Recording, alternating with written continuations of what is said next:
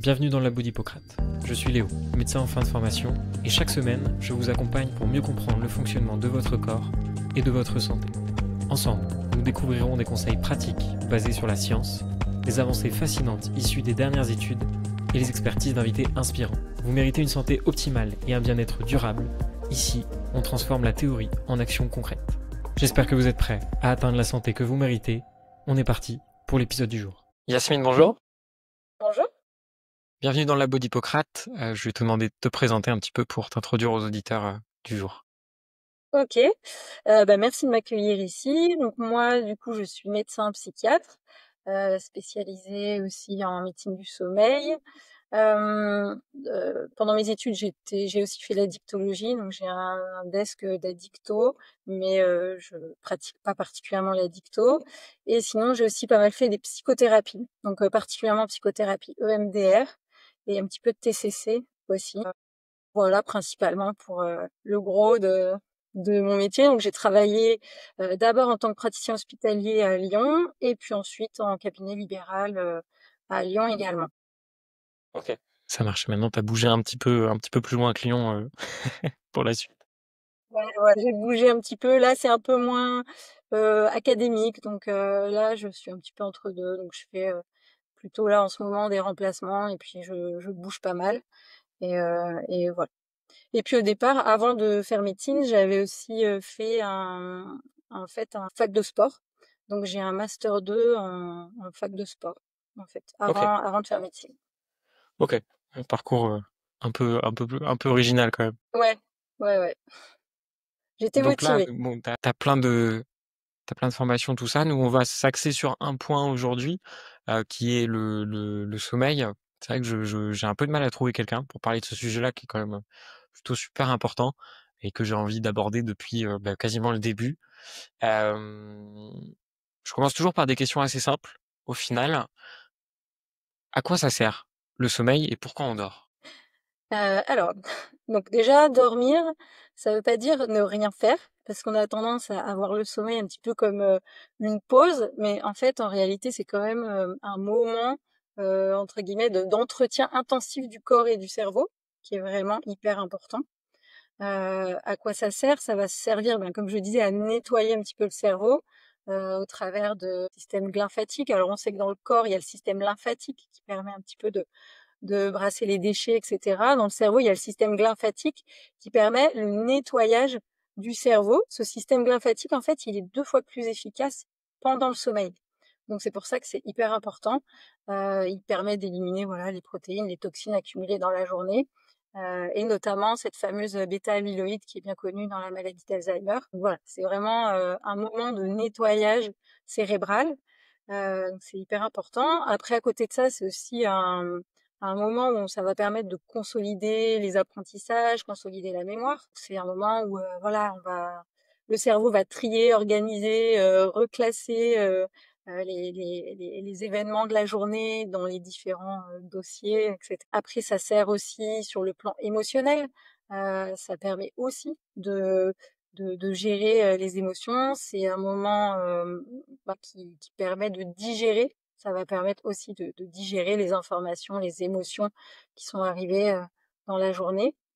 Parce que le manque de sommeil, ça va entraîner une surréactivité, notamment de l'amygdale, qui est un centre des émotions. Après, ça aide à la récupération physique. On sait que c'est hyper important, notamment les sportifs savent que c'est hyper important d'avoir un bon sommeil récupérateur pour bien récupérer et pouvoir être plus performant. Après, ça a un effet aussi sur le système immunitaire. C'est pour être en forme. Vous savez que quand on est plus fatigué, en fait, on a tendance à attraper le premier rhume qui passe, etc. Donc ça, c'est une réalité. Ça agit aussi sur notamment l'appétit, les hormones, enfin toutes les hormones et notamment l'hormone de satiété, leptine, ghréline, etc. Donc voilà, on sait que quand on dort moins bien, on a tendance à avoir plus faim. Enfin, c'est vraiment le sommeil, ça agit sur tout. Et donc c'est un peu fou qu'on n'en parle pas plus et qu'on ne le mette pas un peu plus au centre de notre attention en fait, dans notre hygiène de vie au quotidien. Mais ça commence, moi j'ai l'impression, alors après je baigne dedans, donc j'ai peut-être un biais, mais j'ai l'impression que ça commence vraiment de plus en plus à se démocratiser cette conscience de l'importance du sommeil. Ouais, je pense que je suis assez d'accord avec toi. Je pense qu'on a longtemps un peu sous-estimé, son impact et son importance, que maintenant c'est un peu mieux.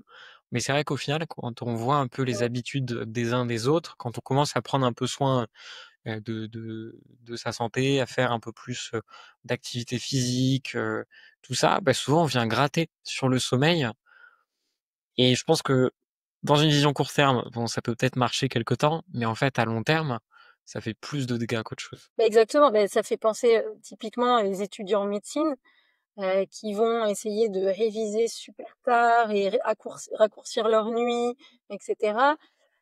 Bon, bien sûr, si on n'avait rien appris avant, ça peut aider, hein, de quand même prendre ce temps pour bosser un truc. Mais sur le long terme, c'est catastrophique parce qu'en fait, ça va défavoriser les capacités de mémorisation. On va réussir à être moins concentré le lendemain. Enfin, donc en fait, c'est pas du tout productif sur le long terme. Ça me ça m'étonne pas du tout et justement pendant cette période de sommeil, qu'est-ce qui se passe un petit peu sur, enfin, on entend toujours parler des différentes phases du sommeil, qu'est-ce qui se passe dans ces phases? Quelles sont-elles et comment on peut, faire comprendre ça au maximum de personnes qui nous écoutent? Alors, on va dire que le sommeil, c'est pas un fonctionnement linéaire, donc effectivement, il fonctionne en plusieurs cycles. Alors souvent, on dit que c'est 4 à 6 cycles dans une nuit qui durent en moyenne 1h30 par cycle. Et ces cycles vont se diviser en stades de sommeil. Et en fait, ces stades de sommeil, donc, alors, on a une partie éveil, on compte pas, et puis on va dire une partie sommeil, qui va être plusieurs cycles d'1h30, on va dire pour simplifier 5 cycles d'1h30. Et ensuite, dans chaque cycle d'1h30, il va y avoir plusieurs stades de sommeil. Donc en gros, comment ça va se décomposer? On a le stade 1, c'est le moment de l'endormissement. Donc c'est le stade normalement le plus court, c'est à peu près 10-20 minutes. C'est vraiment un moment où il y a une baisse de vigilance, le corps se relâche petit à petit. On peut encore être réveillable, mais on est en train de s'endormir. Ensuite, dans un cycle, on va avoir souvent du sommeil lent profond, du sommeil lent léger et du sommeil paradoxal. Donc l'endormissement, c'est ce qu'on appelle stade 1. Sommeil lent profond, c'est le stade 3 et entre les 2, le sommeil lent léger, c'est le stade 2. Et donc en fait, on va avoir ces différents, sommeils dans un cycle. En début de nuit, souvent, on aura beaucoup plus de sommeil lent profond. Donc un cycle en début de nuit sera différent du cycle en fin de nuit. En début de nuit, on a plus de sommeil profond, donc c'est pour ça qu'on dit que le sommeil en début de nuit est vraiment plus réparateur, il est plus profond, plus réparateur. Et le sommeil en deuxième partie de nuit, les cycles de fin de nuit, sont un petit peu plus légers. On a moins de sommeil profond, voire plus du tout de sommeil profond. Et on a plus de sommeil léger, plus de sommeil paradoxal aussi. Le sommeil paradoxal, lui, c'est le sommeil des rêves. Et le sommeil des rêves, on l'appelle paradoxal parce qu'en fait, le cerveau reste très très actif, mais par contre, on a une hypotonie musculaire complète. Ce qui permet de pas agir nos rêves, parce qu'en fait, le cerveau est très actif. Si on n'avait pas une hypotonie à côté de ça, on serait très très agité pendant ce sommeil paradoxal, et ça pourrait poser des soucis. Donc c'est vraiment un sommeil où le cerveau est très actif et il va notamment gérer beaucoup de choses sur le plan émotionnel dans cette deuxième partie de nuit. Voilà, je sais pas si c'était clair, mais on a vraiment le sommeil lent avec endormissement, sommeil lent léger, sommeil lent profond, et de l'autre côté le sommeil paradoxal, voilà, qui ont des rôles finalement complémentaires. Et on dit que le sommeil profond c'est le plus important parce que oui, il est vraiment important, mais en même temps le sommeil paradoxal, il est tout à fait nécessaire aussi pour passer une bonne journée. Et ça me fait penser, dans les moments de sommeil paradoxal, est-ce que c'est à ce moment-là où le somnambulisme se met en place ou pas? Est-ce que c'est des gens qui ont justement pas cette hypotonie à ce moment-là? Alors non, le somnambulisme, c'est plutôt quelque chose qui appartient au groupe des parasomnies du sommeil lent profond.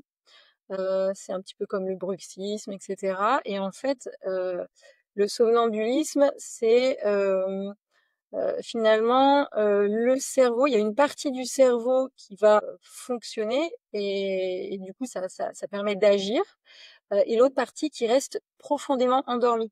C'est pour ça qu'en fait, un somnambule, quand il va marcher, ou il faut plutôt essayer de le guider vers son lit, mais c'est pas la peine d'essayer de le réveiller, ça risque de le perturber.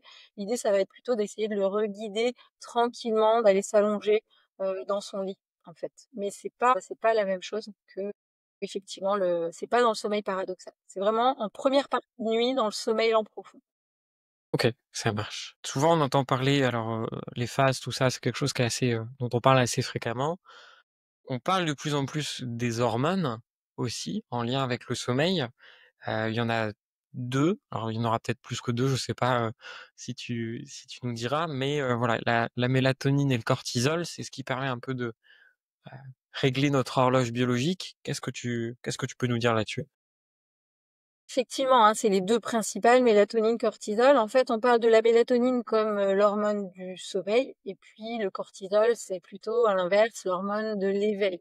En fait, notre corps fonctionne grâce à l'horloge circadienne, qui correspond finalement à une horloge biologique interne qui est basée sur un rythme d'environ 24 heures, qui va permettre de faire alterner veille et sommeil. Et donc, en fait, la mélatonine, elle, donc est sécrétée par le cerveau, et va être sécrétée principalement en allez, vers, 21 heures, admettons à peu près 21 heures. On va commencer la sécrétion de mélatonine avec un pic en plein milieu de la nuit, vers, 3 heures du matin, et elle va rediminuer sur le matin avec presque une, sécrétion indétectable la journée. À l'inverse, le cortisol, il est vraiment, on a un pic le matin, 4 6, enfin vers 6 heures le matin, un pic qui va favoriser, lui, l'éveil, et puis cette sécrétion, normalement, elle va diminuer, heu, en fin de journée pour permettre une diminution de l'activité et laisser la place à la mélatonine qui, elle, va amener plutôt l'effet sédatif. Donc on voit qu'il y a vraiment en fait une régulation, et c'est ce qu'on appelle ça entre dans le cadre de l'horloge circadienne, en fait, qui donne, le rythme à notre journée. Cette horloge circadienne, donc en fait, elle est menée par les facteurs endogènes, donc les hormones, mélatonine, cortisol, mais elle peut être aussi influencée par des facteurs exogènes, extérieurs, comme, le rythme lumière-obscurité, le rythme activité-repos, et voilà. Et donc en fait, il y a plein de choses aussi extérieures qui vont pouvoir agir sur cette, régulation. Là, c'est vrai que la mélatonine, on en entend, pas mal parler, hein, pour les personnes qui ont des troubles du sommeil. C'est quelque chose qui est assez, qui est donné assez facilement. Il y a pas mal de soit des compléments ou des choses comme ça, alors pas sous forme de médicaments en tant que tel, mais Après, en plus, alors ce qu'il faut avoir en tête, c'est que la mélatonine, en fait, elle a, un double effet. En fait, elle a un effet à la fois chronobiotique et un effet soporifique. Donc chronobiotique, c'est vraiment agir sur l'horloge circadienne, et cet effet chronobiotique qu'on recherche pour agir sur l'horloge circadienne, s'il y a un petit peu un décalage de phase, et cetera, il arrive à des doses faibles de mélatonine. On peut l'avoir à des doses de 1 milligramme de mélatonine, voire moins. Alors que souvent les gens, quand ils prennent de la mélatonine pour dormir, ils vont rechercher un peu l'effet sédatif, l'effet soporifique qui lui apparaît à partir de 2 à 5 milligrammes de mélatonine. Donc après, et puis après, les gens sont plus ou moins sensibles, mais comme beaucoup de choses en fait, chaque personne est différente et les effets vont être variables d'une personne à l'autre. ouais, complètement. C'est vrai que, heu, moi, je pense que j'utilisais, la mélatonine pour le jet lag en avion, Oui, et je pense que c'était à des doses, je saurais plus te dire les dosages, mais je pense que c'était des doses assez élevées quand même, pour pouvoir dormir, souvent c'est souvent 2 milligrammes. Les gens prennent souvent 2 milligrammes. mmh. Et Ouais, c'est c'est assez le standard. circadien de base, de toute façon, ça doit être ça. Comme ça, il y a un peu les 2 effets, en fait.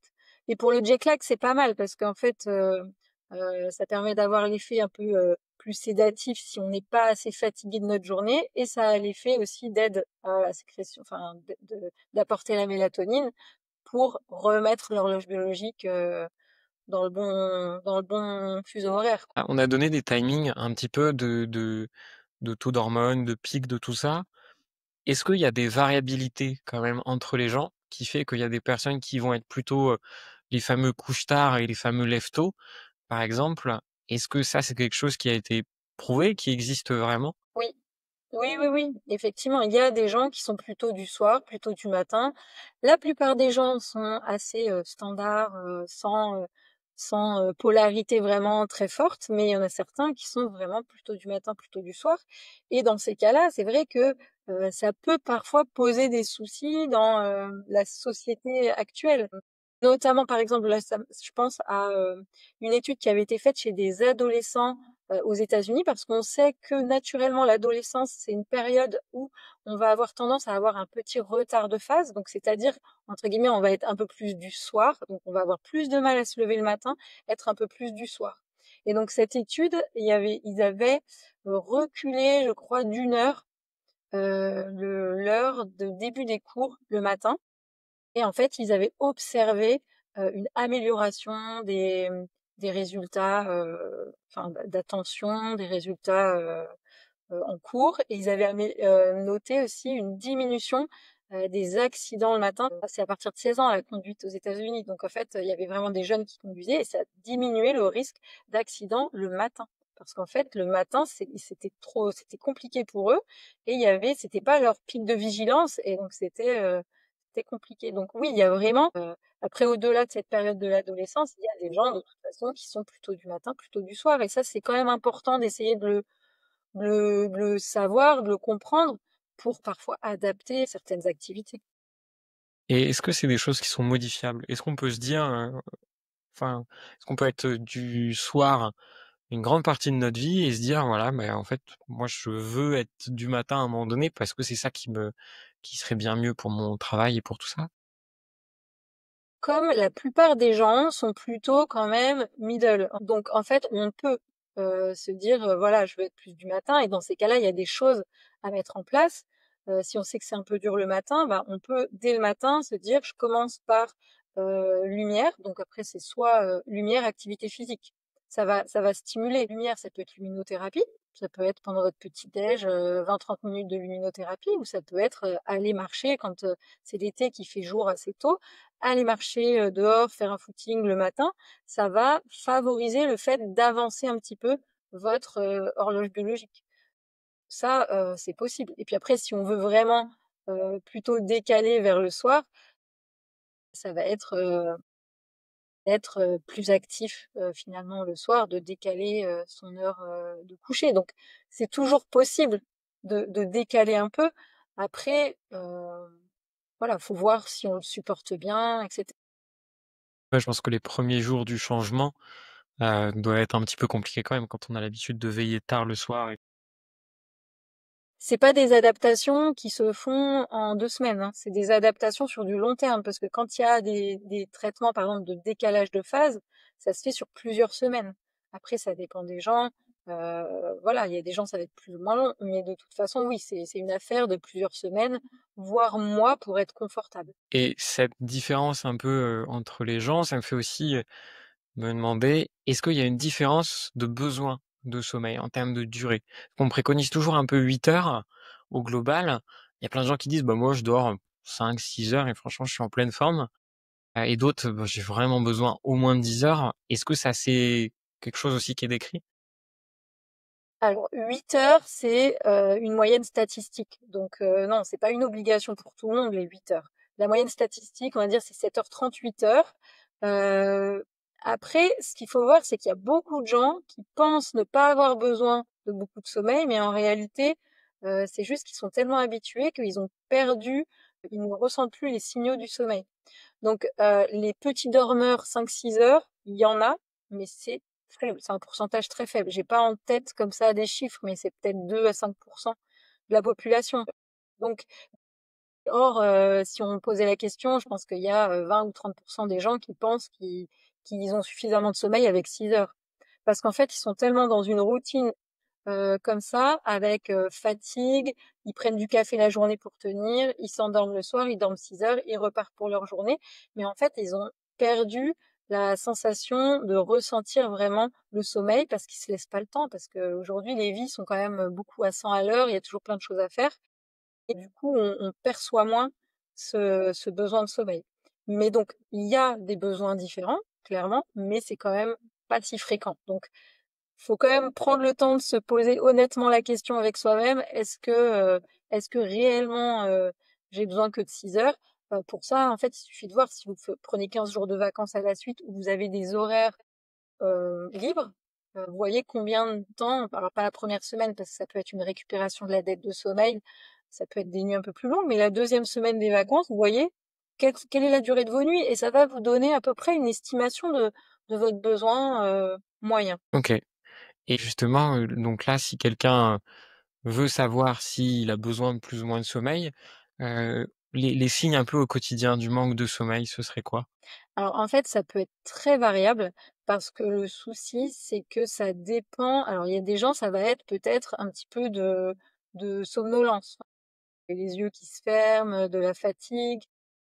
Ça peut être d'être plus irritable dans le quotidien. Ça peut être d'avoir plus de difficultés à se concentrer, à être attentif.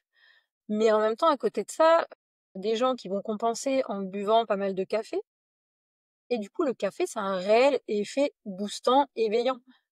Puisqu'en fait, le café, ça va aller se mettre normalement au fil de la journée, en fait, parce qu'on parlait tout à l'heure du système circadien, mais il y a un deuxième système qui régit le sommeil, c'est le système homéostatique. Lui, c'est ce qu'on appelle la pression de sommeil. Donc la pression de sommeil, c'est au fil de la journée, en fait, le matin, on se réveille avec un pool d'énergie, et puis la fatigue, elle est très basse. Et au fil de la journée, les deux vont s'inverser. Notre énergie diminue et la fatigue augmente pour arriver le soir à quelque chose qui nous permet de nous endormir tranquillement. Sauf que quand on prend du café, en fait, cette fatigue, le café va se fixer sur les récepteurs d'adénosine qui, à la place de l'adénosine, en fait, ils vont empêcher la sensation de fatigue. Donc, le café a vraiment un effet éveillant, boostant sur le plan cognitif, où on va pas se rendre compte, en fait, qu'on a quand même la fatigue qui s'accumule derrière.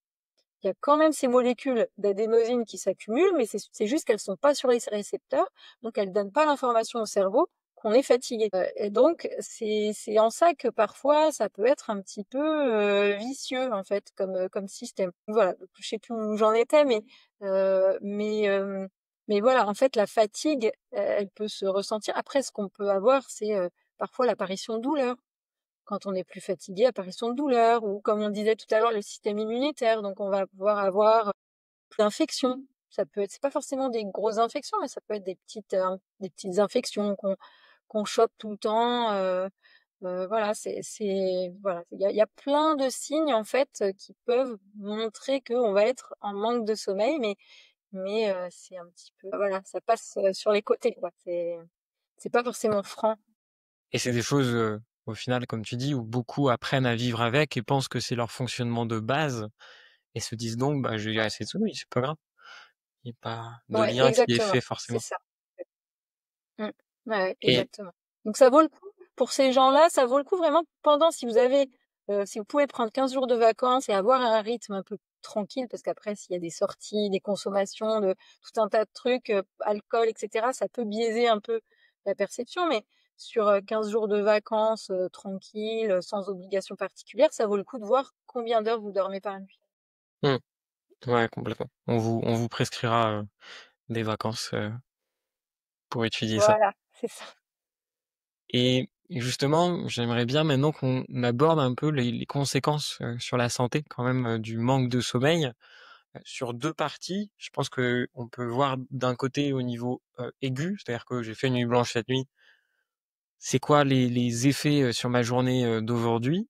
Et Ouais. j'ai une dette de sommeil un peu chronique que je traîne depuis des années et à long terme, c'est quoi les effets, sur mon corps et ma santé? Alors, à court terme, on va avoir vraiment des effets déjà de difficulté de concentration. Les temps de réaction, de la réactivité va être moins bonne. Du coup, on va avoir des difficultés de mémorisation. Ça, c'est vraiment, voilà, sur le plan cognitif. Après, on va avoir aussi plus d'irritabilité, une humeur qui est beaucoup plus instable, risque d'être plus anxieux. On va moins bien tolérer le stress, en fait, dans la journée. Donc ça, c'est si on est, voilà, c'est vraiment là à court terme. Ce qu'on peut avoir aussi, c'est une augmentation de la sensation de faim. parce qu'en fait, il va y avoir, diminution de la leptine qui est l'hormone de satiété et donc à côté de ça, en fait, il y a la gréline, l'hormone la gréline qui augmente et qui va donner cette sensation de faim, cette appétence au gras, au sucre, pas terrible. Après dès quelques heures de manque de sommeil, il y a aussi l'immunité qui est touchée. On va être aussi moins performant sur le plan, physique. On va moins bien récupérer.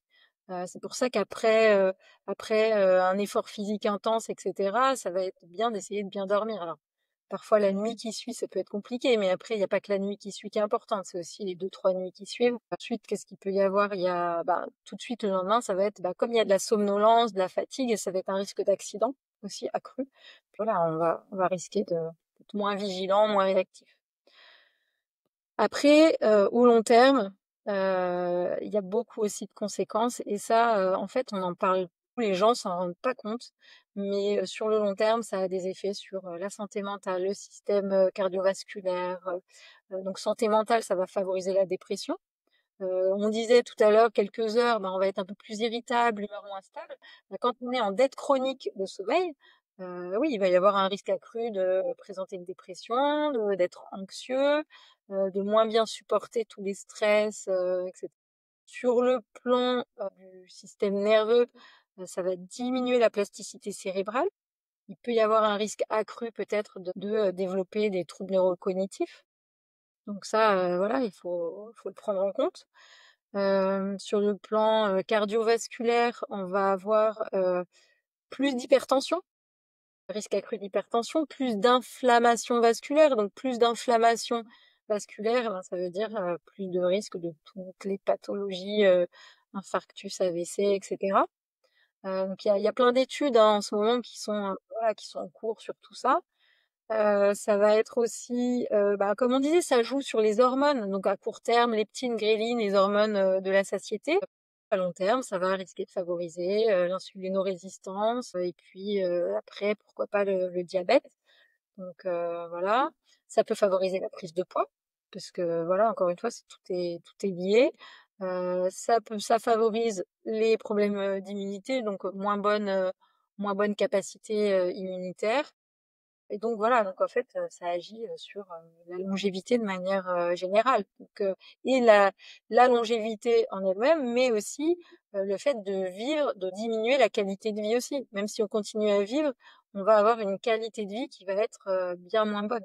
Donc ça vaut le coup vraiment d'essayer de prendre soin de son sommeil. Au final, pour voir toutes les conséquences négatives du manque de sommeil, il y a juste à regarder ce sur quoi ça agit, comme on a pu le dire au début et en fait, prenez toutes ces choses-là, mettez-les du mauvais côté et voilà ce que fait le manque de sommeil chronique. Et je pense que comme tu dis, c'est, des fois on cherche à moins dormir pour avoir plus de temps dans la journée, plus profiter de telle ou telle chose. Mais je pense que l'équation finale, quand on voit le temps de qualité qu'on perd à cause du manque de sommeil, elle va pas dans le bon sens. J'interromps rapidement l'épisode. Si le podcast vous plaît, prenez quelques secondes pour vous abonner et laisser 5 étoiles sur la plateforme d'écoute que vous utilisez. Ça nous aide beaucoup et nous permet d'avoir des invités toujours plus passionnants. Merci encore, on peut reprendre. Et il y a peut-être des gens qui nous écoutent là, qui se disent, moi je me reconnais un peu dans les différents symptômes quand même que j'entends. Est-ce que j'ai un trouble du sommeil ou pas? À quel moment on peut parler de problématique autour du sommeil ou d'une dette simple accumulée à cause de la vie de tous les jours? Symptôme principal, mais pour ça, comme on disait tout à l'heure, il faut prendre le temps de s'arrêter 5 minutes et d'être honnête avec soi-même et de se poser la question, c'est: «Est-ce que ça a des conséquences sur ma journée? Est-ce qu'il y a un impact? Est-ce que, il y a un impact sur ma journée? Est-ce que je me sens plus fatiguée, plus irritable? Est-ce que j'ai plus de mal à me concentrer?» heu et cetera. Donc c'est vraiment, ce qui va définir qu'il y a un trouble du sommeil, c'est vraiment l'impact sur la journée. Après, qu'est-ce qui caractérise un problème de sommeil? Ça va être un endormissement, par exemple, qui est vraiment un peu trop long. L'endormissement classique, normalement, c'est 10-20 minutes. Quand on commence à mettre plus de 30 minutes à s'endormir, c'est considéré comme un trouble d'endormissement. Après, il y a aussi tout ce qui est réveil nocturne. parce que du coup, ça amène une fragmentation du sommeil. Alors, il y a réveil nocturne et réveil nocturne. L'idéal, c'est d'avoir pas de réveil nocturne. Ça veut dire qu'on a un sommeil vraiment très bon du début à la fin. Maintenant, parfois, on peut avoir des petits éveils entre deux cycles, comme on disait tout à l'heure, entre deux cycles d'1h30. Pas forcément en début de nuit, mais en deuxième partie de nuit, souvent, il peut y avoir des petits éveils. C'est pas très grave. Si ça dure 5-10 minutes et qu'en fait, on se laisse repartir dans le cycle suivant, il faut pas se focaliser sur un petit réveil comme ça. C'est pas très grave, hein. Ça va pas, en fait, altérer la qualité globale du sommeil. Donc, faut laisser couler, lâcher prise et se rendormir. Par contre, parfois, il y a des gros réveils fréquents avec difficulté à se rendormir. Et là, effectivement, on peut considérer qu'il y a un trouble du sommeil. Après, quand on parle, pour parler, alors souvent on parle quand même d'insomnie occasionnelle, quand ça reste de temps en temps. Pour vraiment parler d'insomnie chronique, c'est quelque chose qui dure depuis plus de 3 mois, à raison de plus de 3 fois par semaine. Difficulté à dormir, donc soit à s'endormir, soit des réveils vraiment fréquents, plus de 3 fois par semaine depuis 3 mois. Ça rentre dans vraiment l'insomnie. Donc, voilà. Après, les insomnies, en plus, ça peut être déclenché par plein de choses. Ça peut être déclenché par des facteurs internes.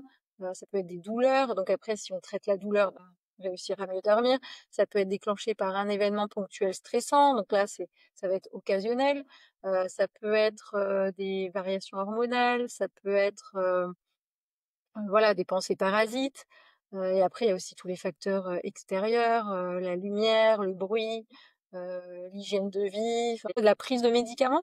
Il y a certains médicaments qui peuvent être, dont on n'a pas en tête, mais qui peuvent être un peu éveillants. Ils sont pas utilisés pour ça, mais ils peuvent être éveillants et du coup, ça peut parfois compliquer un peu le sommeil. Quel type de médicament? Par exemple, les corticoïdes. Classiquement, en fait, les corticoïdes, il y a des gens qui quand même banalisent, vont prendre pour une petite infection, un truc, corticoïde. Ça peut empêcher de dormir. Complètement, c'est pour ça qu'on les prend le matin, la la grande majorité du temps. Il y a peut-être une partie de population qui nous écoute et qui, elle, travaille de nuit. C'est des gens qui sont impactés, je pense, plus que la population générale sur les effets du manque de sommeil. Hem, Est-ce que c'est le cas? Est-ce que c'est vrai? Est-ce que c'est une idée reçue? Et comment on peut justement essayer de, malgré le travail de nuit, gérer un peu mieux son sommeil et son rythme? Oui, le travail de nuit a un impact. Alors après, il y a des variabilités individuelles, donc tout le monde ne sera pas impacté de la même façon. Il y a des gens qui vont beaucoup mieux supporter un travail de nuit que d'autres. Par exemple, les gens qui sont un peu plus du chronotype du soir supporteront mieux un travail de nuit que les gens qui ont tendance à être chronotype du matin. Hem, oui, il y a un impact. Il y a eu des études qui ont montré que ça pouvait favoriser, le cancer du sein, chez notamment les infirmières qui travaillent de nuit. Donc après faut pas non plus, avoir trop peur et cetera, mais c'est des choses quand même à prendre en compte. Après comment minimiser? Il va falloir bien essayer d'avoir son quota de sommeil sur les 24 heures, en fait. Donc il faut pas hésiter donc à dormir. On revient, à peut-être refaire une sieste avant de partir travailler, heu et puis après jouer sur tout un tas d'autres paramètres d'apaisement, de gestion du stress, de choses comme ça pour essayer de pallier au maximum. Doubler de vigilance au final, pour ces gens-là, C'est ça, sur un peu tous les c'est ça. facteurs, autour. Ouais, voilà, sur tous les facteurs autour et puis aussi être, encore une fois, être honnête avec soi-même, de tester et si on sent qu'en fait, au bout de, 4 mois où on travaille de nuit, on commence à se sentir déprimé, très fatigué, c'est que ça nous convient pas et ça, il faut l'accepter et puis changer.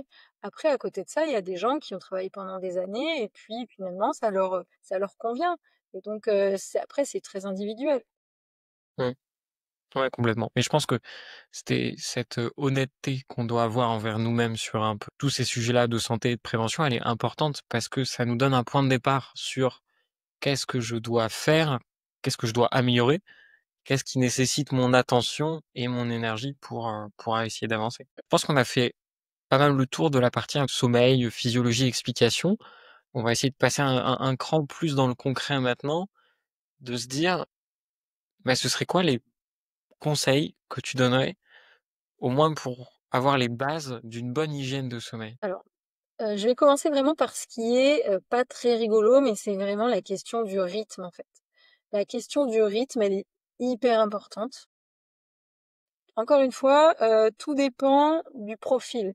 En fait, si on est face à juste quelqu'un qui a pas vraiment de soucis de sommeil, mais qui des fois dort moins bien, ou s'il y a quelqu'un qui est vraiment insomniaque chronique, c'est pas tout à fait les mêmes choses. Les gens qui globalement dorment bien, mais qui voudraient juste améliorer un peu ou faire attention plutôt au nombre d'heures de sommeil, c'est pas forcément les mêmes conseils qu'à quelqu'un qui a des insomnies chroniques depuis 10 ans. Mais en tout cas, pour par exemple quelqu'un qui a des insomnies vraiment depuis longtemps, hyper important, ça va être la régularité et la gestion du temps passé au lit. Donc la régularité, ça va être essayer au maximum d'avoir des horaires réguliers et mettre vraiment l'accent sur l'heure de lever plus encore que sur l'heure de coucher. Ça va être essayer d'avoir une régularité dans l'heure de lever. Ce qu'on dit, c'est même que essayer de se lever à la même heure le week-end que la semaine. Alors ça, c'est quand on est vraiment des gros insomnies. On va pas imposer à tout le monde cette règle-là, mais c'est vraiment quelque chose qui est important. Et finalement, l'heure de coucher, après, elle découle de ce qu'on a fait dans notre journée. Donc l'heure de coucher, elle va être à peu près pareille, mais à une heure près, elle sera pas forcément exactement la même. Mais l'important, c'est vraiment la régularité de l'heure de lever. Donc trouver l'heure qui vous convient. Après, on parle de la notion de ce qu'on appelle, nous, la restriction du temps passé au lit. C'est vraiment savoir de combien d'heures de sommeil vous avez besoin et ne pas passer plus de temps que ça dans votre lit. Parce que le problème, c'est qu'il y a des gens qui se disent, en fait, ils se mettent à 21 heures dans leur lit avec leur téléphone et ils vont à moitié s'endormir, à moitié se réveiller, puis se rendormir et après ils font une insomnie au milieu de la nuit et en fait ça donne des rythmes où on sait plus très bien ce qu'il faut faire, ce qui est la poule, l'œuf, etc. Donc l'idée c'est vraiment dans son lit, si on sait qu'on a besoin de 8 heures de sommeil et qu'on doit le lendemain matin se lever à 7 heures pour aller travailler, bah, à 23 heures on se couche et c'est pas on se couche avec les écrans, c'est pas on se couche et on fait autre chose, ou c'est pas on se met à 21 heures dans son lit et on s'endort à moitié avant. Enfin voilà, c'est vraiment essayer d'avoir cette rigueur, s'imposer cette rigueur de le lit, c'est vraiment réservé au sommeil pour un temps donné. Ça pose le problème des siestes derrière parce que les gens parfois sont fatigués, donc le lendemain ils vont avoir tendance à faire une sieste, mais peut-être qu'ils vont, ceux qui peuvent se le permettre, faire une sieste d'1 h 30. Du coup le lendemain soir ils ont du mal à s'endormir parce que ça a baissé leur pression de sommeil. Du coup il y a un décalage entre le rythme circadien et la pression homéostatique. Donc le rythme circadien, leur mélatonine leur dit c'est le temps de dormir, mais en fait comme ils ont fait une sieste l'après-midi un peu trop longue, ils sont pas suffisamment fatigués le soir pour s'endormir et donc ça peut créer des décalages. Enfin voilà, donc c'est vraiment le sommeil, c'est un truc un peu complexe où il y a beaucoup beaucoup de données qui entrent en compte et donc quand on a du mal à dormir, il va falloir essayer pendant un temps de tout recaser bien comme il faut, quitte à dans un second temps quand ça va mieux pouvoir se réautoriser des petites voilà, des petits écarts. Mais savoir qu'il faut vraiment mettre une base assez fixe, assez un petit peu un peu rigide quoi au départ. Donc la régularité, la restriction du temps passé au lit. Donc là, on a parlé des siestes. Et après, il y a vraiment tout ce qui entre dans l'hygiène de sommeil. Faire de l'activité, être actif la journée, activité sportive. Ça va être important parce que pour amener une bonne fatigue le soir, c'est important de faire de l'activité physique. Ensuite, il y a s'exposer à la lumière le matin, comme on a déjà évoqué, parce que ça va vraiment permettre de d'éveiller, de bien stimuler voilà le cortisol, de bien inhiber la mélatonine pour ensuite lui permettre d'arriver vers le soir. Donc vraiment lumière le matin et en contrepartie le soir, quand on est en plein été, etc., ben, si on prend apéro sur la terrasse, même à 19 heures, bah, c'est bien d'avoir, pourquoi pas encore les lunettes de soleil pour éviter d'avoir trop de stimulation lumineuse le soir. De même que les lumières, ambiance générale, ça va être baisser les lumières le soir quand vous êtes chez vous. Essayez d'avoir des lumières tamisées et pas le néon blanc qui va risquer d'inhiber votre mélatonine. Vraiment plutôt favoriser voilà, une ambiance plus tamisée. Après, dans les conseils d'hygiène, il y a tout ce qui est consommation, que ce soit alimentation, boisson. Donc au niveau alimentation, il faut essayer d'avoir un repas, comment dire, consistant mais facile à digérer. C'est-à-dire que plutôt favoriser des aliments qui sont faciles à digérer, mais quand même, enfin voilà, inclure des féculents faciles à digérer. Et après, si on a des protéines, que ce soit plutôt du poulet, des protéines végétales, mais éviter la viande rouge grillée dans le beurre, qui va être assez grasse et difficile à digérer. Donc ça va être important aussi l'alimentation le soir, idéalement 3-4 heures avant de se coucher. C'est pas toujours évident, donc en tout cas, essayez d'avoir une alimentation assez facile à digérer. Au niveau des boissons, ben voilà, après c'est le café, on l'évoquait tout à l'heure. Vraiment essayer de stopper les consommations de café à partir du début d'après-midi. Mais ça encore, c'est hyper individuel. Il y a des gens, dès le matin, un café, ça va les empêcher encore de dormir le soir, alors que des gens qui boivent un café le soir, ça va pas les empêcher de dormir. Donc ça, c'est parce que la métabolisation du café est très très variable d'une personne à l'autre. La demi-vie va passer de 2 heures à 7 heures. Donc en fait, il y a des gens, s'ils boivent un café à 14 heures, ils en ont encore la moitié qui est active 7 heures plus tard. Donc pour se coucher, c'est pas l'idéal. Alors qu'il y en a d'autres, il y aura pas de souci. Donc ça, après, il faut tester. C'est très individuel. Après, au niveau des consommations, bon, bah, l'alcool, effectivement, en fait, on se dit, ben, l'alcool, ok, c'est sédatif. Donc oui, c'est vrai que ça a un effet sédatif. Donc ça a un effet relaxant sédatif. Donc il y a des gens qui l'utilisent pour s'endormir. Sauf que derrière, en fait, ça déshydrate et ça perturbe la structure du sommeil avec moins de sommeil lent profond. Donc en fait, le sommeil est moins réparateur, le sommeil est plus agité, plus fractionné. Donc en fait, on n'a rien gagné. Certes, on s'est endormi plus vite, mais en fait, le sommeil n'est pas de bonne qualité. Donc il y a d'autres façons de faire pour pouvoir s'endormir plus vite. Voilà, et c'est pareil, la nicotine, un effet aussi stimulant. Donc c'est pas idéal de fumer le soir. Euh, enfin, c'est voilà un petit peu ce à quoi je pensais là. Euh, Après, il y C'est a la c'est c'est question de... ouais, je t'interromps juste, je pense qu'on reviendra après parce que j'ai une question plus sur les routines du soir et du matin. Donc on pourra Ouais, introduire ouais. ces choses-là directement dedans. Dans tout ce que tu as dit, moi, il y a quelque chose aussi que j'aurais rajouté et je pense que tu vas avoir pas mal de choses à dire dessus, c'est, les écrans justement et leur utilisation le soir. On entend passer plein de choses dessus. Le son de cloche a l'air plutôt coordonné entre tout le monde de dire que c'est quand même très mauvais pour le sommeil. Euh, Qu'est-ce qu'on en sait? Parce que le petit film du soir, c'est quand même chouette avant de s'endormir. Donc comment on peut l'intégrer sans que ce soit catastrophique pour notre sommeil? Alors, effectivement, les écrans, il y a 2 problèmes. Il y a le problème de la lumière bleue, la question de la lumière bleue, puisque les écrans envoient de la lumière bleue. C'est cette lumière qui va en fait inhiber la sécrétion de mélatonine. Donc du coup, alors que la mélatonine, on en a besoin le soir pour nous aider à nous apaiser, et ben cette lumière bleue des écrans va inhiber cette sécrétion de mélatonine. Donc du coup, ça va poser souci pour s'endormir et pour dormir correctement. Maintenant, tous les appareils ne sont pas pourvoyeurs d'autant de lumière bleue. Donc, on va dire que la télévision, on la regarde, elle est quand même beaucoup plus éloignée. Même si l'écran est grand, c'est quand même plus éloigné. Donc, ça va être moins violent sur l'inhibition de la mélatonine, généralement. Après, à l'inverse, le pire, ce serait l'écran de la tablette dans les mains. Parce que là, l'écran est plus grand encore qu'un téléphone et on le regarde assez proche. Donc ça va être quand même pas l'idéal. Euh, Après, maintenant, il y a des filtres aussi lumière bleue, baisser au maximum la luminosité de l'écran. Donc ça, il faut vraiment le faire. C'est important. Ça marche pas totalement, mais c'est quand même hyper important de le faire. Donc voilà, clairement, de toute façon, les écrans, on dit qu'il faudrait les stopper 1 à 2 heures avant de dormir. Maintenant, ça dépend aussi ce qu'on en fait. Donc là, on parlait de la lumière plus ou moins importante en fonction du type d'écran, mais il y a aussi ce qu'on en fait de cet écran.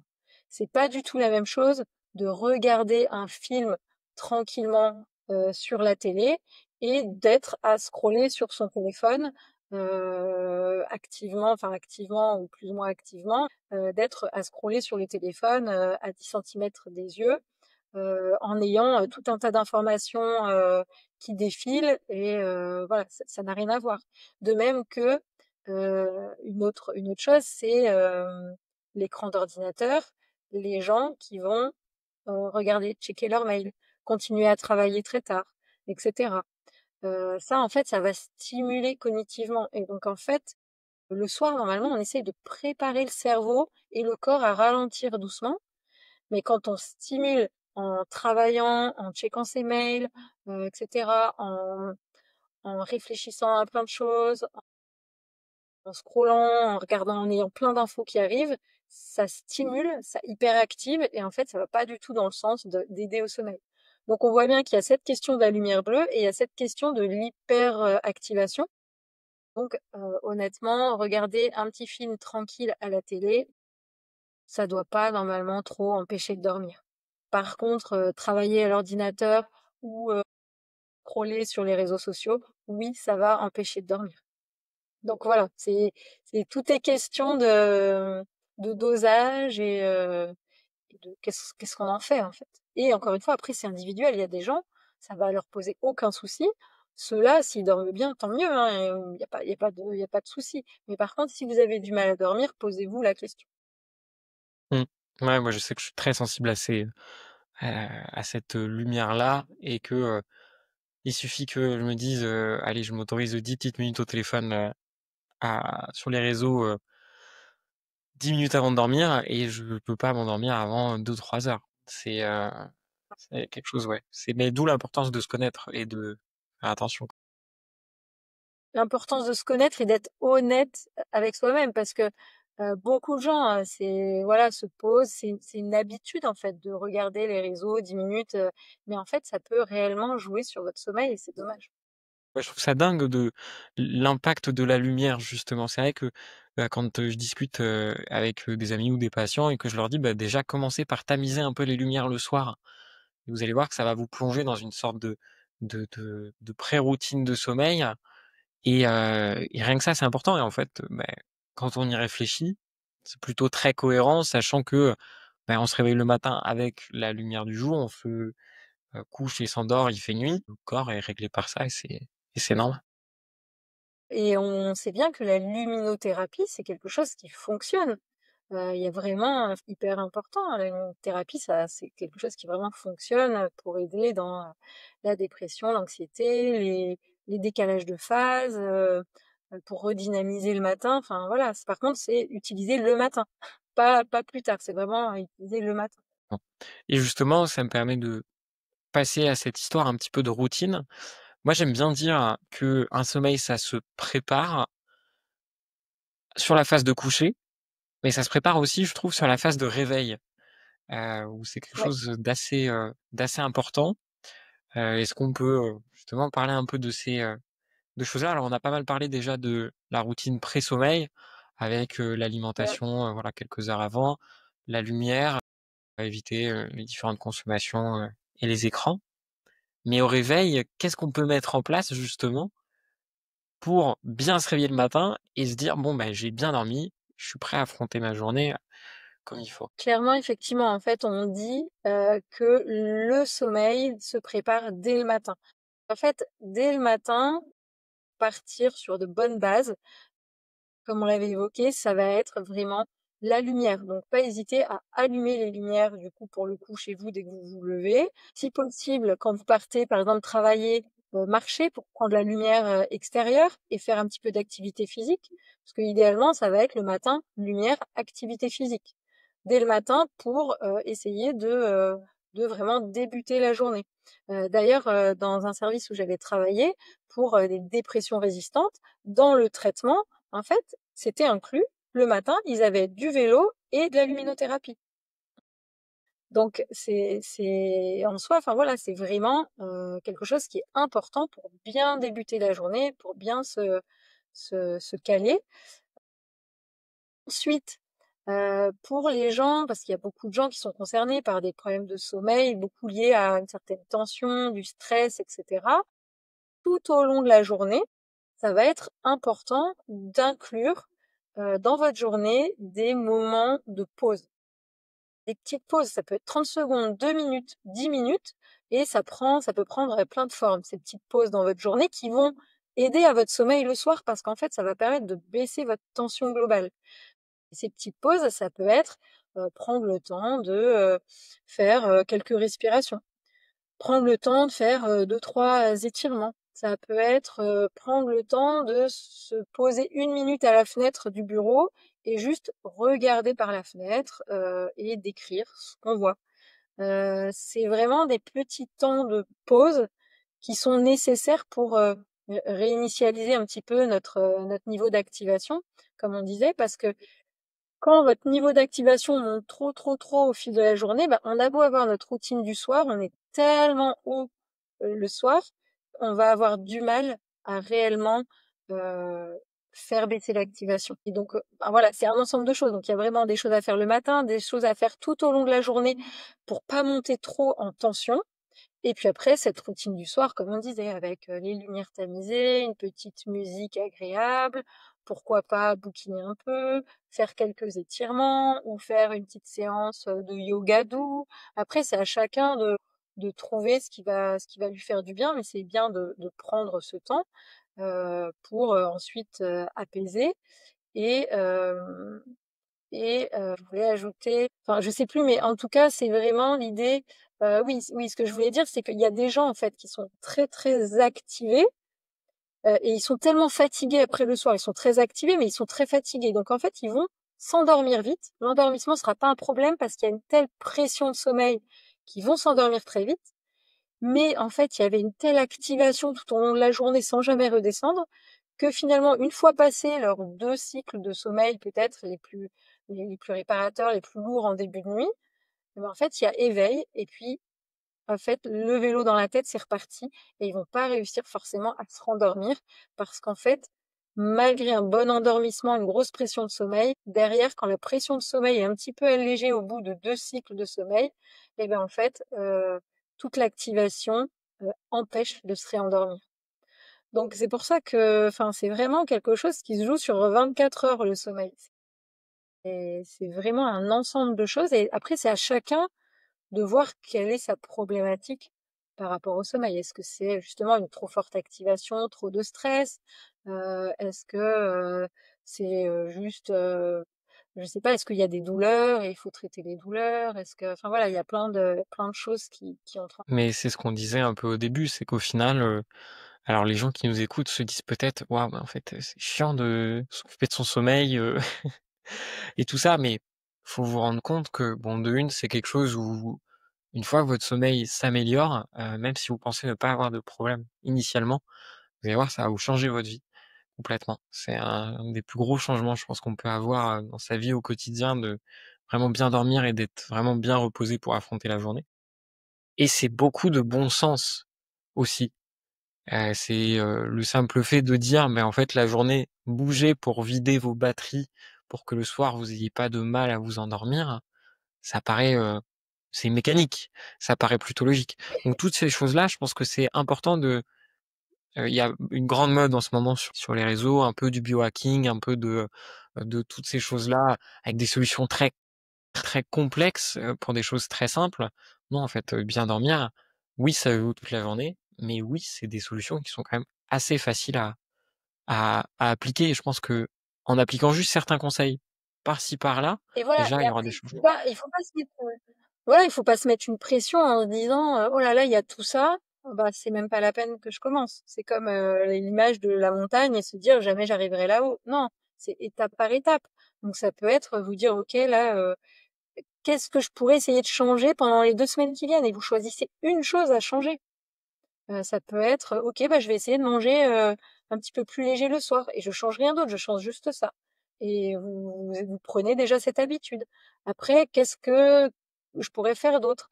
Ah bah oui, c'est vrai que je suis toujours assez tendue. Bah, le soir, je vais essayer de me faire 10-15 minutes d'étirement et de respiration. Ok. Et puis, au fil des semaines, bah, vous pouvez ajouter des petites choses qui vont devenir finalement des habitudes et qui vont vous paraître naturelles, qui vont plus vous demander en fait d'efforts. Et c'est le principe justement d'une routine, qu'elle soit routine du matin, routine du soir. Le principe d'une routine, c'est de mettre en place un certain nombre d'actions que vous savez qui vont être bonnes pour votre santé, pour votre sommeil, et que ça devienne finalement petit à petit automatique et que ça ne vous demande plus d'efforts. Au début, il y a un effort à faire, mais après, en fait, ça devient votre pattern de référence, en fait. Et c'est plus, vous vous posez même plus la question. Mais ça se fait avec le temps, de façon progressive. Plus ou moins vite, hein. Je vous dis une chose par 15 jours, mais en fait, ça peut être choisir trois choses, trois éléments la première semaine, trois éléments la deuxième semaine. C'est chacun à son rythme après. Je vous coupe quelques secondes pour vous dire que si vous souhaitez contester certaines choses qui ont été dites durant l'épisode, suivez le lien en description pour déposer vos réclamations avec études et preuves à l'appui. Je ferai un épisode bonus regroupant toutes les mises à jour. On peut reprendre. Bon, et le terme de routine est souvent connoté péjorativement, ce qui est assez dommage parce que plus on a une routine stable et calibrée, plus on peut faire face aussi aux imprévus. Et typiquement, vous avez un week-end d'anniversaire, ben, je peux vous dire que si vous avez une bonne routine de sommeil et un bon sommeil avant d'aller à votre week-end d'anniversaire, peu importe ce qui se passe là-bas, et ben la récupération la semaine d'après, vous allez pas mettre 2-3 semaines à récupérer, vous allez mettre 1 ou 2 jours et votre corps il sera apte à faire face. Bien sûr, voilà, c'est ça. C'est que si on part sur des bonnes bases, bah, c'est comme quelqu'un, voilà, moi qui aime le sport, quelqu'un qui s'entraîne régulièrement, bien, etc. pour un marathon. Bah, le jour où il court son marathon, le lendemain, bah oui, il est fatigué, il a peut-être un peu de courbature, sauf qu'en fait, 2-3 jours après, c'est reparti et c'est bon en fait. Il peut, voilà, reprendre, etc. Alors que quelqu'un qui s'est pas entraîné, qui a pas pris soin de sa santé avant, qui va courir un marathon, et il va mettre des jours et des jours à s'en remettre. Donc voilà, c'est ça. Tu as abordé rapidement le sujet de la tension un peu interne qu'on peut avoir. Il y a beaucoup de personnes qui arrivent pas à mettre le cerveau sur stop le soir pour s'endormir et pour qui même, bah, le moment où ils se retrouvent tout seuls dans le lit, hem, c'est un moment, qui produit de l'angoisse même déjà en avance, parce qu'on se dit: «On va être tout seul avec soi-même et on va tourner en boucle sur des sujets».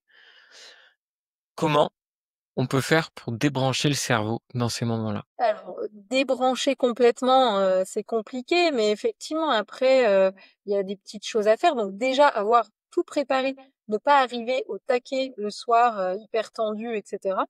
Donc avoir tout préparé au long de la journée. Pourquoi pas avoir sa petite routine. Mais quand on est vraiment tendu, ce qui est sympa à faire, ça va être aussi d'avoir un petit carnet sur lequel faire le point de la journée, faire son point de la journée, les choses qui ont été un peu difficiles, mais ça prend 3 minutes, hein, on n'est pas là pour faire une disserte, quoi, mais juste 3 minutes. Et puis peut-être mettre aussi trois petites choses positives pour avoir une note, parce que dans chaque journée, même des journées difficiles, il y a toujours une petite chose positive. Peut-être que la journée était pourrie, mais n'empêche qu'il y avait du soleil. Voilà, on peut toujours trouver des petites choses positives et ça peut faire du bien de le noter. Ensuite, si on a beaucoup de choses à penser, etc., on peut se faire une petite to-do list, mais c'est pareil, ça prend 2 minutes, deux, trois trucs à noter qu'on veut pas oublier pour le lendemain. Rien que le fait de le déposer à côté, bah, ça permet de pas se dire inconsciemment dans la nuit, il faut pas que j'oublie ça, et de rester en hypervigilance. Ça va vraiment permettre voilà, on dépose à côté. Euh, et alors après, ben vraiment, ce qui peut aider aussi, ça va être ce qui est les respirations, relaxation. Hésiter la cohérence cardiaque. La cohérence cardiaque, c'est ce principe où on va inspirer pendant 5 secondes, puis expirer pendant 5 secondes, et ça pendant 5 minutes. c'est quelque chose qui est accessible, même si au début, les gens qui ont pas l'habitude, ils vont avoir du mal, hein, à inspirer pendant 5 secondes. Donc, au début, vous pouvez faire 3 secondes et puis petit à petit, quand on se relâche, on arrive facilement à faire 5 secondes. Faire ça 5 minutes, se poser comme ça, prendre ce temps-là, déjà, ça peut aussi aider à faire baisser l'activation, faire baisser l'anxiété. Donc voilà, il y a tout un tas de pratiques corporelles ou après, si c'est compliqué pour vous de respirer, comme j'avais évoqué, un peu d'étirement parce qu'on est vraiment plus dans le corps et ça peut faire du bien. Une relaxation, il y a plein de types de relaxation qui existent, des choses plus calmes, des choses où on va aussi faire des contractions, etc. Donc il faut trouver ce qui convient. Tout ça, ça va aider. Et en fait, en jouant sur le corps et le cerveau sont reliés. Et donc, en apaisant le corps, en donnant des informations, en stimulant le système parasympathique au niveau du corps, le système parasympathique, c'est ce qui fait ralentir, c'est ce qui apaise, etc. Ça va donner des informations de relâchement au cerveau, de relâchement de l'hypervigilance, de détente. Et donc, ça va agir sur une diminution un petit peu de votre anxiété, une diminution de la tension. Donc, ça va aider pour le sommeil. Et, et, et voilà. Et après, s'il y a toujours des choses après qui persistent, quand il y a voilà une peur, par exemple, de dormir seul ou etc. Après, il y a peut-être d'autres choses complémentaires à faire. Il faut pas aussi hésiter à aller voir peut-être un psychologue, parler de certaines peurs, parce qu'il peut y avoir eu un tel ou tel événement qui peut favoriser l'apparition de certaines peurs irrationnelles, enfin qui ont pu être rationnelles à un moment donné, mais qui aujourd'hui n'ont plus lieu d'être, mais qui persistent malgré tout. Donc ça vaut le coup aussi après d'aller consulter des psychologues. Je pense que prendre en main son sommeil, ça passe par plein de choses et comme on dit depuis le début, ça passe par être honnête aussi avec soi-même et voilà, si on a du mal à s'endormir, qu'il y a un peu toujours les mêmes pensées qui arrivent dans la tête, c'est qu'il faut peut-être aller chercher, un peu plus loin que juste, bah, moi je suis quelqu'un qui a du mal à m'endormir, constamment, quoi. Ouais. Ça c'est et la place des choses comme justement la méditation, l'hypnose, alors je mets pas tout sur le même niveau, mais la méditation, la relaxation, l'hypnose, toutes ces choses-là pour s'endormir, est-ce qu'il y a une méthode qui a prouvé plus son efficacité que d'autres? Hem, Qu'est-ce qu'on a un peu, Après, en fait, elles ont toutes le même objectif. C'est, comme on disait tout à l'heure, ça va être de diminuer l'activation du système sympathique et d'augmenter l'activation du système parasympathique. Donc, toutes elles ont le même objectif, ça va être d'apaiser le corps et du coup l'esprit pour permettre de préparer le sommeil, de pouvoir s'endormir dans de bonnes conditions. Donc après, c'est juste que c'est des canaux, ça va utiliser des canaux différents qui vont du coup correspondre plus ou moins à différents profils, à différentes personnes, à différents moments de vie. Il y a quelqu'un qui est très très tendu, qui va dans tous les sens, etc. C'est même pas la peine de lui demander de faire une méditation. En fait, c'est le mettre en échec directement et le braquer complètement c'est risquer de le braquer pour toutes les autres pratiques. Donc, quelqu'un qui est vraiment très tendu, moi, je vais plutôt proposer, eh ben, faites quelques étirements, parce que ça vous fait du bien, et voilà. On va commencer par ça. Après, les pratiques, bah, comme je disais, la cohérence cardiaque, je trouve que c'est pas mal, mais on va pas forcément demander aux gens de faire 5 minutes au début. Il y a des gens qui vont déjà avoir du mal à faire 1 minute. Donc on va leur dire, bah, c'est déjà bien, en fait. Allez-y, faites 1 minute et puis vous verrez. Essayez de le faire plusieurs fois. Alors la cohérence cardiaque, en plus, c'est particulier, mais on dit que c'est bien de le faire matin, midi, soir. Mais déjà, si vous le faites juste 1 minute le soir, et ben c'est déjà bien. Faut commencer. Après, il y a toutes les techniques de relaxation. Il y a plein de techniques différentes. Donc ça va aussi apaiser, puisqu'en fait, on va se concentrer sur son corps, sur son ressenti de respiration. On va essayer de s'apaiser. Mais encore une fois, en fonction des profils de chacun, il y a certaines pratiques qui peuvent activer des choses désagréables et d'autres pratiques qui vont aider à se relaxer. Donc c'est à chacun d'essayer. Et c'est pas parce que au début vous n'arrivez pas à faire une méditation que vous n'allez pas, dans 2 ans, adorer faire des méditations parce qu'en fait, vous aurez cheminé et que, dans 2 ans plus tard, vous serez prêt à profiter des bienfaits des méditations. Donc après, c'est un cheminement. Bon, après la méditation, c'est particulier parce que c'est pas le but, c'est pas de dormir. La méditation, c'est vraiment de se recentrer sur soi, de s'apaiser, mais c'est pas normalement on s'endort pas dans une méditation. Mais ça peut aider à préparer un état, d'apaisement qui va permettre ensuite le sommeil. Mais voilà et en plus, il existe plein d'applis, en fait, pour vous aider, pour accompagner, parce que c'est pas forcément évident. Donc pour la cohérence cardiaque, il existe une appli hyper simple qui s'appelle Respirelax. C'est gratuit, c'est hyper simple, un petit curseur qui monte, qui descend. Il y a plein de vidéos sur YouTube, vous tapez cohérence cardiaque, il y a tout ce qu'il faut, des vidéos de 5 minutes avec un petit curseur qui monte, qui descend. Donc ça, c'est vraiment hyper facile. Les applications après de relaxation, méditation type Petit Bambou, Seven Minds ou encore plein d'autres. Donc voilà, il existe plein d'outils qui peuvent vraiment vous aider voilà, à aller dans ces pratiques-là qui ont un réel effet. Alors après, il y a des études qui ont montré que le yoga, ça a aidé vraiment à apaiser. Après, il y a plein d'études, c'est pas forcément encore, mais après, c'est de toute façon à vous de tester, à voir si vous ressentez un effet bénéfique, puisque de toute façon, c'est des pratiques qui, quoi qu'il en soit, seront pas mauvaises pour vous. Ah, c'est le genre de choses où, bah, il risque pas de se passer quelque chose de mal si vous le faites. Donc il y a Voilà, c'est vraiment ça. aucune raison Et au mieux, de ça pas vous se fasse laisser tenter. rien, et au pire, il ne se passe rien. Ouais, mais c'est un point très important aussi que tu soulèves, parce que sur les réseaux, on voit souvent, alors faut faire tant de méditation par jour, tant de ci, tant de ça, sans observer une certaine progressivité dans la mise en place des nouvelles habitudes. On en a discuté un peu, j'ai fait un épisode sur le stress avec, docteur Maxime Bellego, qui est très chouette, et on a justement parlé du changement d'habitude avec, l'exemple de la course à pied où, bah, plutôt que se dire: «Je vais courir 10 kilomètres aujourd'hui», c'est: «Je sors les chaussures du placard, voilà, je les pose devant et je les remets dans le placard et voilà». Et ensuite, augmenter progressivement, et tout ça, on peut commencer à le faire avec des choses, avec tout en fait. Avec la méditation, ça peut être juste, bah, se mettre sur un coussin de méditation, 10 secondes, se relever et repartir.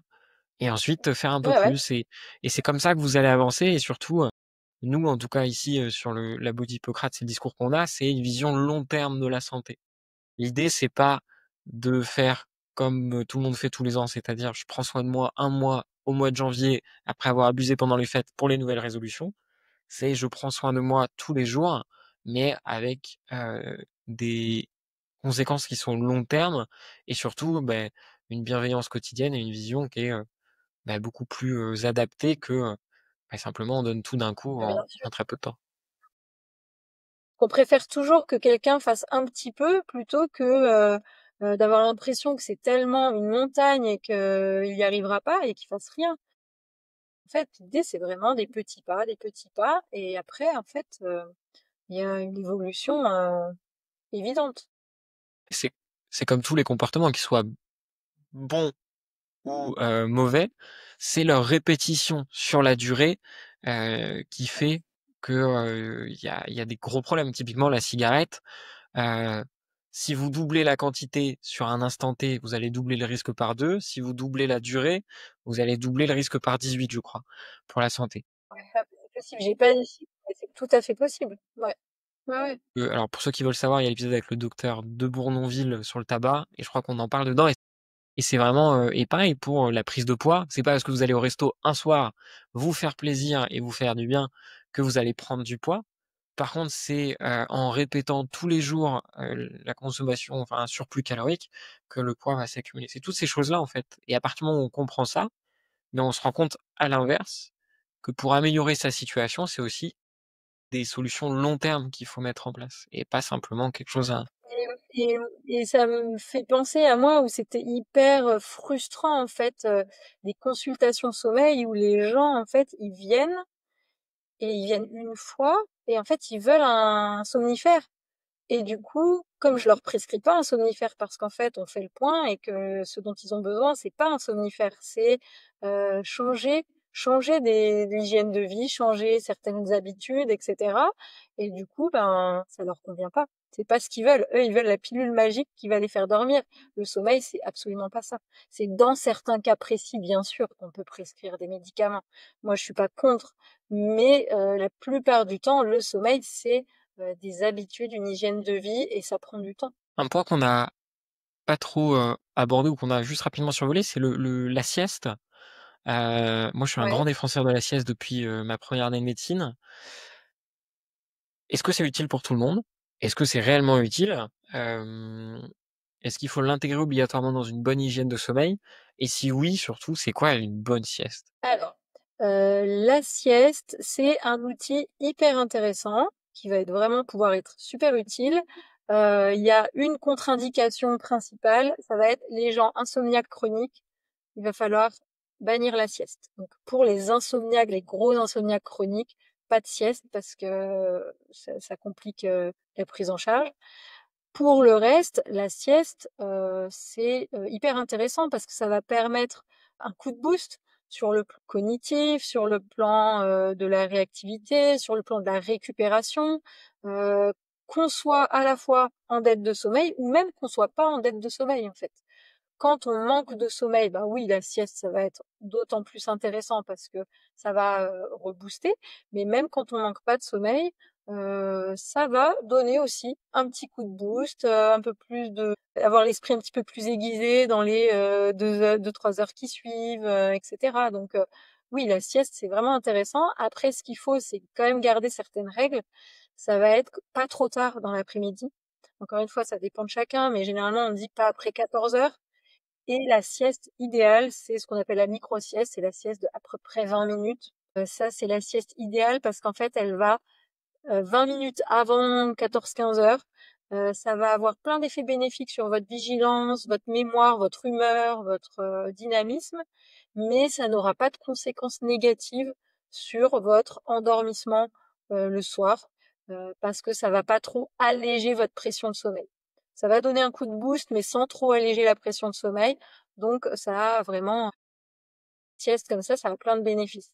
Après, il faut faire attention parce qu'il y a des siestes, parfois quand on prolonge 40-45 minutes, alors ça va donner encore un peu plus d'énergie, on récupère encore un petit peu plus, parce qu'on va avoir du sommeil profond, alors que dans la micro-sieste, on n'a que du sommeil léger, donc on va pas avoir du sommeil profond, mais du coup on se réveille facilement et on est tout de suite opérationnel.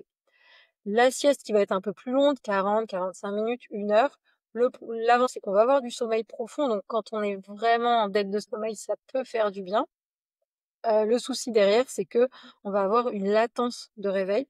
Quand on va se réveiller de la sieste, on est complètement dans le gaz. On n'est pas opérationnel. Il va nous falloir bien 1 heure, voire 2 pour émerger et être opérationnel. Donc, en pratique, dans une journée de travail ou la micro-sieste idéale, par contre, une sieste plus longue, c'est compliqué. Et après, il existe encore les siestes où on fait carrément un cycle complet de sommeil, 1h30. Là, c'est vraiment s'il y a vraiment une dette de sommeil et qu'il y a besoin d'être opérationnel à un moment donné dans l'après-midi, etc. Mais ou alors comme on disait tout à l'heure, pour les gens qui ont du travail de nuit, faire une sieste d'1h30 à 18h ou avant d'aller travailler, ça peut être bien pour tenir pour la journée. Et ça va, voilà, c'est encore plus ressourçant, mais bon, en pratique, c'est pas quand même l'idéal. En tout cas, pour les gens lambda, la sieste de 20 minutes, c'est parfait. C'est hyper intéressant.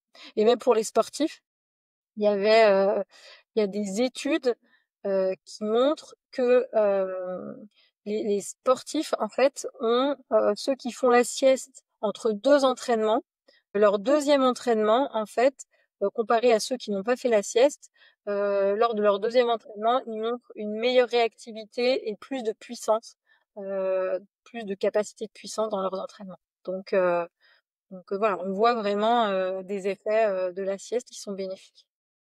Je vais continuer alors mon habitude de sieste Ouais, de 20 minutes tous les après-midi. Ouais, et je le sens pour le coup, c'est vrai que ça a rien à voir entre une après-midi après une sieste et une après-midi sans sieste. Mais comme tu dis, il faut faire attention à la durée parce qu'on a tous fait déjà cette sieste où on ressort, on est complètement dans l'espace, on comprend rien à ce qui nous arrive et ce qui s'est mmh, passé. et ça flingue en plus tout le reste de la journée. Donc. Ouais, c'est ça. Donc ouais, faut faire attention. Il y a pas mal de choses qui tournent sur internet, alors on en a répondu à quelques-unes déjà. C'est la première fois que je fais ça dans un épisode, mais un petit point info intox quand même sur les différents topics. Donc, l'alcool, on a déjà abordé le sujet. Ça aide à s'endormir, mais ça n'aide pas à avoir un bon sommeil. C'est ça? Voilà. Mmh. OK. Ouais, ça altère vraiment la structure du sommeil. Les somnifères, c'est souvent quelque chose dont les gens ont très peur. Heu, c'est aussi quelque chose, moi je vous le vois, hein, sur les ordonnances de nombreux patients, hem, qui sont présentes depuis, des années sur leur ordonnance parfois. Est-ce qu'on peut devenir accro aux somnifères? Est-ce que, c'est vraiment utile d'avoir des somnifères toute sa vie, parfois? Bah non, le problème c'est que effectivement au moment où ils ont été mis, peut-être que l'indication était bonne de leur mettre un petit peu de somnifère au moment où ça a été instauré, mais le problème c'est que au moment où on l'instaure, il faut déjà avoir en tête que ça va devoir être arrêté rapidement. Mais c'est pas toujours facile, hein. Et après les gens les ont des années. Et là en fait, quand les gens les ont depuis des années, il y a une dépendance qui s'est instaurée, mais on a perdu l'efficacité. Donc en fait, le somnifère, il est toujours présent, il aide plus à dormir, mais en même temps, on peut pas l'enlever comme ça parce que ça, c'est pas bon de l'enlever d'un coup. Donc après, on peut faire une diminution progressive, mais souvent les gens ont des réticences parce qu'ils sont persuadés que ils ont besoin de ce traitement. Enfin, c'est vraiment quelque chose de compliqué. Mais si on décide de l'arrêter, il faut pas dire à la personne, OK, je vous l'arrête tout de suite. Il faut lui expliquer que c'est pas bon pour le cerveau au long cours et que on va essayer de le diminuer petit à petit. Donc, soit avec déjà en diminuant la dose, ça dépend de combien ils partent. Et puis après, on peut remplacer par d'autres médicaments qui existent en gouttes, etc., où on peut être encore plus fin dans la diminution de posologie progressive. Et ça peut prendre des semaines, des mois.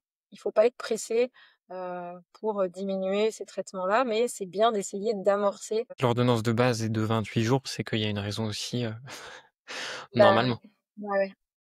Tu as abordé rapidement le sujet tout à l'heure aussi. Le sommeil avant minuit serait plus réparateur. Alors en fait, c'est pas forcément le sommeil avant minuit, mais c'est le sommeil de la première partie de nuit.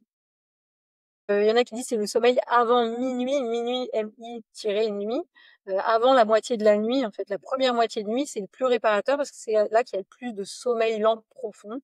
Donc voilà, effectivement, c'est le début de la nuit, mais qui soit, si on a l'habitude de dormir de minuit à 8 heures, eh ben, ce sera minuit 3 heures en fait, le sommeil le plus réparateur. Le plus réparateur, mais de toute façon, le reste du sommeil est important aussi. Ouais, je pense que c'est un peu le piège, de faire croire aux gens qu'il faut, absolument se coucher, très tôt le soir pour être, bien en leur disant que, bah, avant minuit, c'est là où tout se joue, mais non. Je pense que c'est important Se de coucher à resituer ça. 21 heures, se coucher à 21 heures, si c'est pour tourner dans le lit, parce c'était pas le moment et qu'on tourne dans tous les sens et qu'on s'endort pas et que finalement on s'endort beaucoup trop tard, ça n'a pas d'intérêt. Donc après, il faut trouver son juste rythme. Complètement.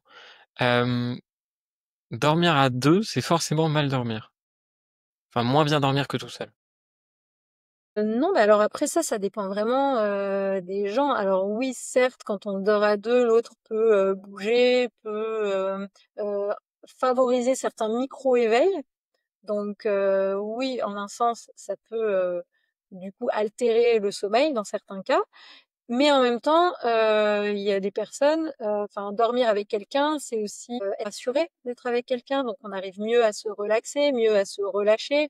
Donc en fait, ça c'est vraiment individuel, ça va dépendre, mais il y a des gens qui dorment mieux seuls, des gens qui dorment mieux à deux, et ça peut changer en fonction de la personne, en fonction de la période de vie, etc. Donc ça, il y a pas de règle, c'est individuel. Hem, alors je sais pas si tu auras la réponse, que j'ai pas trop réussi à la trouver sur internet.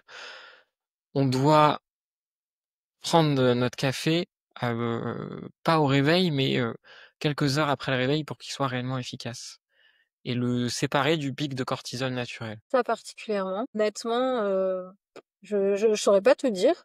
Après, ce qui est sûr, c'est que par exemple pour des gens, parce que tu parles du pic de cortisol naturel, ça me fait penser que pour des gens qui ont tendance déjà à être très stressés, En fait, on conseille, comme il y a le pic de cortisol qui booste le matin et des gens qui ont tendance à être stressés, on va leur conseiller de faire 5 minutes de cohérence cardiaque, donc de respiration, dès le matin pour apaiser un petit peu le pic de cortisol.